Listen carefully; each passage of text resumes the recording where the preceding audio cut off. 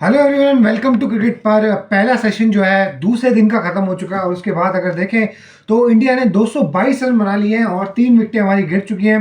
50 over हो चुके हैं। यशस्वी जायसवाल को शुरुआत में, जैसे कि मैंने कहा था लास्ट वीडियो में, कल रात को जो मैंने वीडियो डाली थी कि जो रूट जो है दोबारा से बॉल अब तक तो दी नहीं है, मतलब बेन स्टोक्स ने जो रूट को बॉल, लेकिन अब जो है बेन स्टोक्स कहीं ना कहीं जो रूट को बॉल देंगे। और जो रूट ने अब तक जितनी बॉलिंग करी है काफ़ी इंप्रेसिव बॉलिंग है, कंसीडरिंग द फैक्ट कि जो रूट कोई रेगुलर बॉलर नहीं है। लेकिन अब जो है इंटरनेशनल क्रिकेट में बॉलिंग से भी पिछले कुछ टाइम से, जैसे इंडिया में फाइफर मिला है जो रूट को, ऑब्वियसली वो अपने काउंटी क्रिकेट में भी डालते ही होंगे, लेकिन इंटरनेशनल क्रिकेट में कुछ पिछले 2-3 साल में काफ़ी अच्छी बॉलिंग करके दिखाई है जो रूट ने।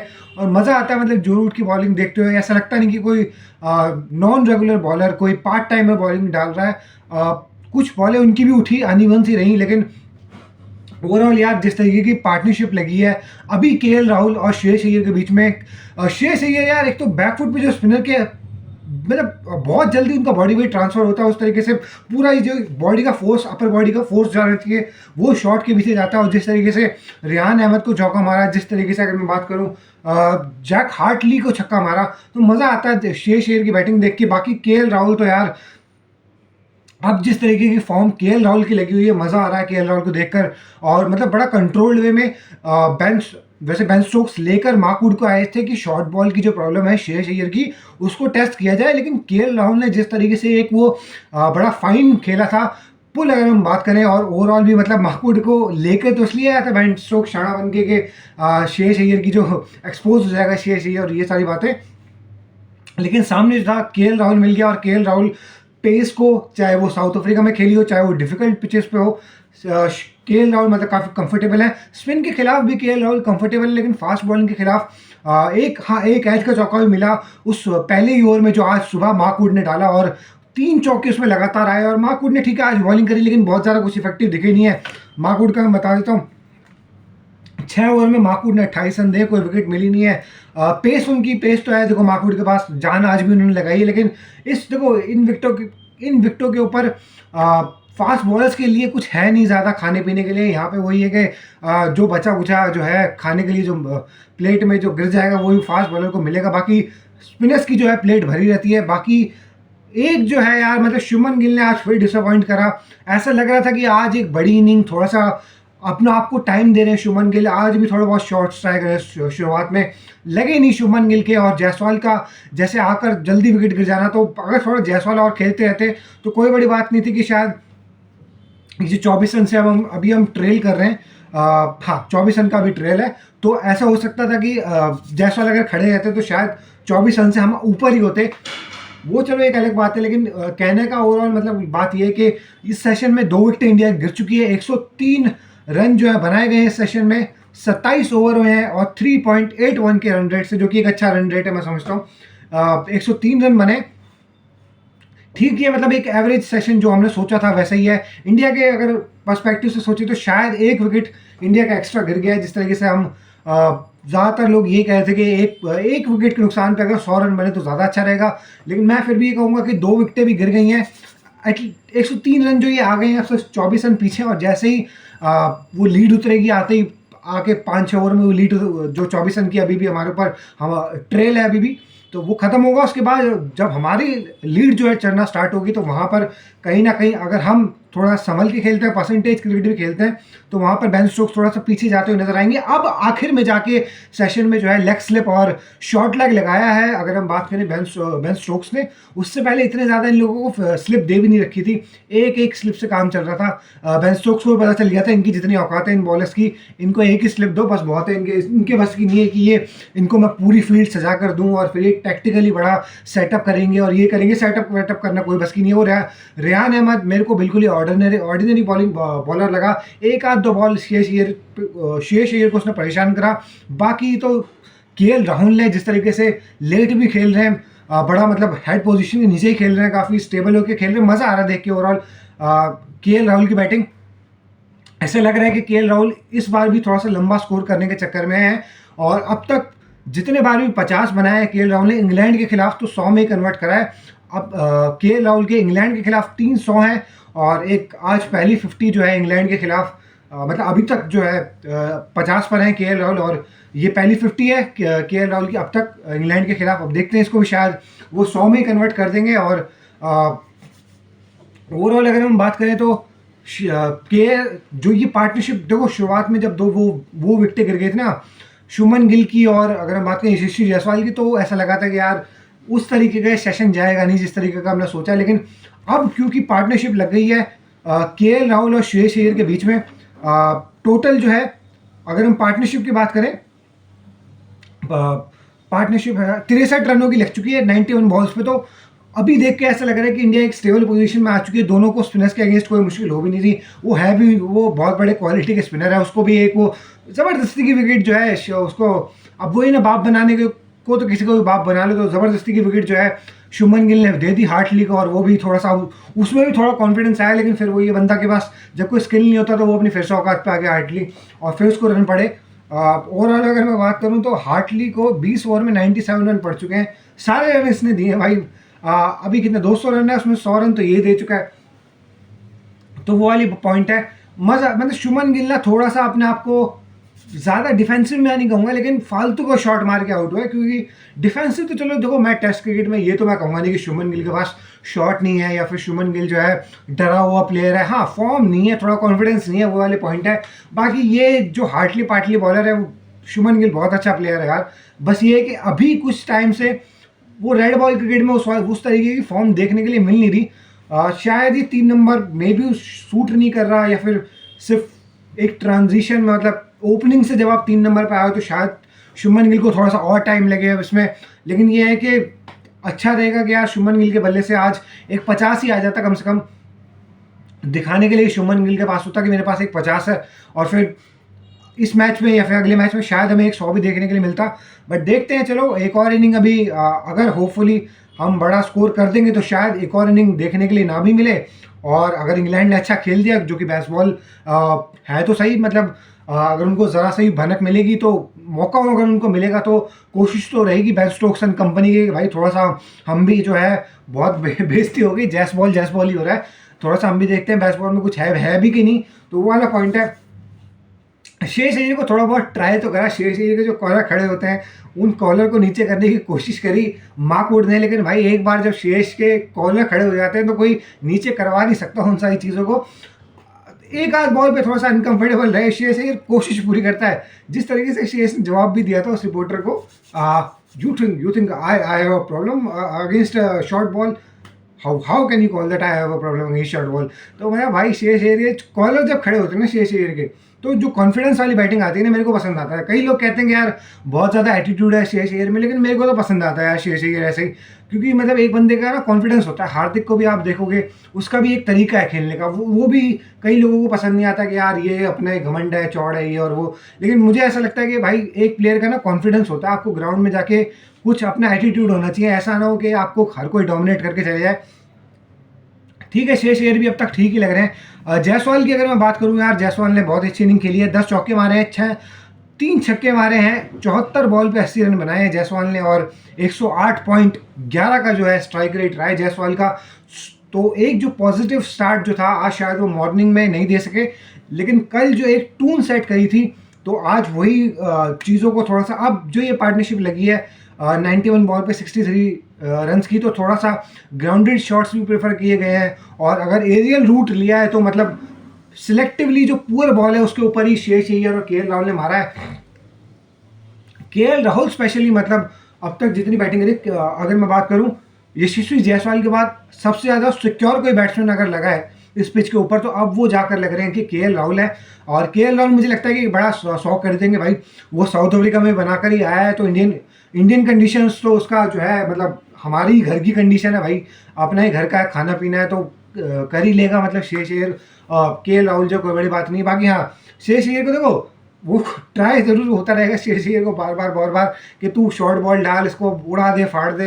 बेन स्टोक्स के साथ ये रहेगा कि मैं इसको लगाए रखूँ वुड को और परेशान करूँ श्रेयस अय्यर को। लेकिन जब तक श्रेयस अय्यर स्पिनर्स के अगेंस्ट रहेगा तो वो बैकफुट पे जाके या फिर वो जो कदमों का इस्तेमाल करके श्रेयस अय्यर मारता है ना, पूरा बेस से पूरा बड़ा तगड़ा शॉट मारता है भाई। 100 मीटर से कम का कोई छक्का आता नहीं है फिर श्रेयस अय्यर का। एक बार अगर बैट पे लग जाए श्रेयस अय्यर के, तो वो वाला पॉइंट है। इसके अलावा अगर मैं बात करूँ तो रेहान अहमद ने 7 ओवर में 37 रन दिए हैं, अब तक कुछ भी निकल के नहीं आया। जो रूट ने 6 ओवर में 26 रन दिए, 1 विकेट ली है।